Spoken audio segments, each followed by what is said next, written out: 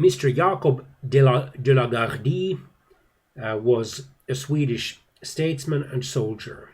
He was born in the city of Reval, now known as Tallinn, Estonia, in June 1583, and he died in the Swedish capital Stockholm in August 1652. He was appointed to the Swedish government or Privy Council in 1613. He served as the governor of the Swedish Estonia from 1619 to 1622.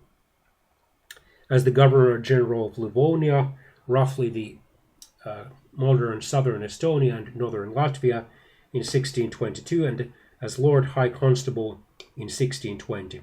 He introduced reforms based on the then new Dutch military doctrine into the Swedish army.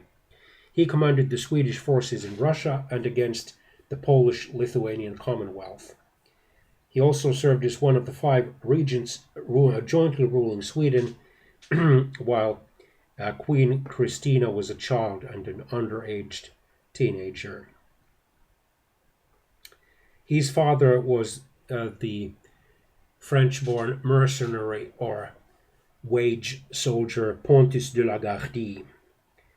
His mother was Sophia Gyllenhielm.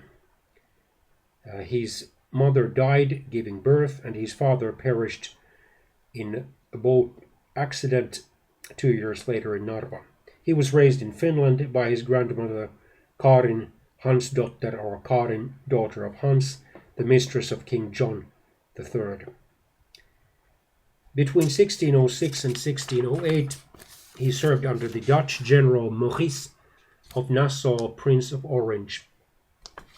During that time, he was impressed with the Dutch way of waging war, and he began introducing Dutch methods into the Swedish army when returning to the Swedish service.